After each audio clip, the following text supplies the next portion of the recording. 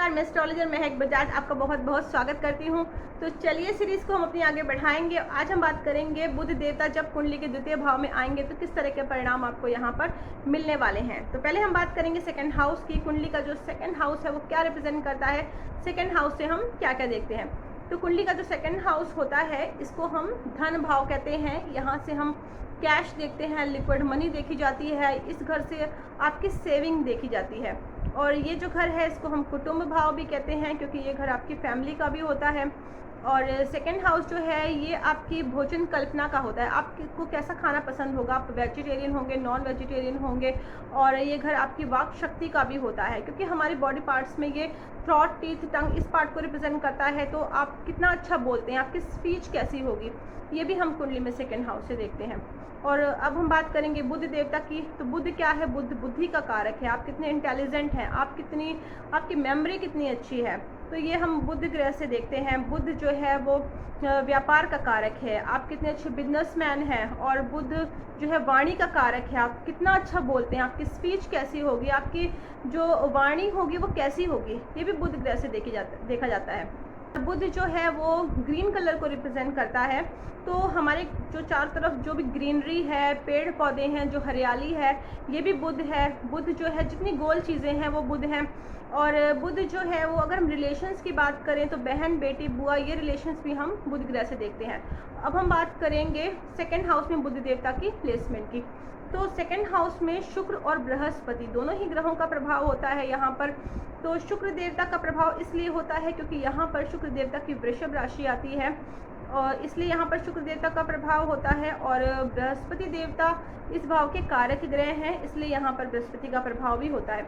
तो शुक्र और बुध, जब बुध देवता कुंडली के सेकंड हाउस में आएंगे तो शुक्र बुध जब आपस में मिलेंगे तो शुक्र देवता जो है वो बुध को पूरी तरह से सपोर्ट करेंगे, क्योंकि ये आपस में बहुत ही अच्छे मित्र हैं। और वहीं दूसरी तरफ बृहस्पति और बुध की आपस में शत्रुता होने की वजह से यहाँ पर आपको बृहस्पति के कुछ नेगेटिव रिजल्ट्स मिल सकते हैं। तो यदि बुध देवता सेकंड हाउस में पॉजिटिव हैं, अच्छे हैं, तो ये शुक्र और बुध का जो मेल है ये एक राजयोग बनाता है। जातक को अपने जीवन काल में धन, संपत्ति, मान सम्मान सब कुछ मिलता है। यहाँ पर बुध देवता अगर पॉजिटिव हैं तो जातक जो है वो यहाँ पर वाणी को अगर हम देखें तो देखिए सेकंड हाउस भी आपकी वाणी को रिप्रेजेंट करता है, आपकी वाक शक्ति को रिप्रेजेंट करता है। और बुध भी आपकी वाणी का ही कारक है। तो यहाँ पर पावर डबल होने की वजह से जातक जो है, ऐसे जो लोग होते हैं वो थोड़ा सा स्पीड में बोलते हैं, थोड़ा फास्ट बोलते हैं। और इनकी वाणी में एक आकर्षण होता है, ये दूसरों को अपनी तरफ अपनी वाणी द्वारा अट्रैक्ट कर लेते हैं। और यही इनकी इनकम का भी सोर्स होता है। इसका मतलब ये है कि जो जातक है वो अपनी वाणी द्वारा धन कमाएगा।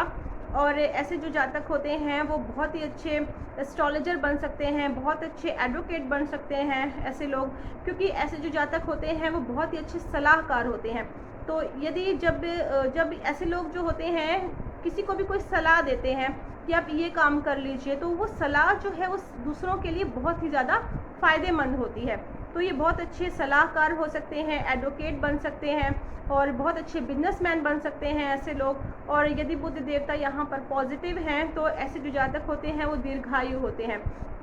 और इनका अपने इन लॉज के साथ भी अच्छे संबंध होते हैं। अपने ससुराल वालों की भी काफ़ी हेल्प करते हैं, उनके साथ भी इनके संबंध अच्छे होते हैं। अब हम बात करेंगे बुध देवता यदि सेकंड हाउस में नेगेटिव है तो यहाँ पर किस तरह के आपको परिणाम मिल सकते हैं।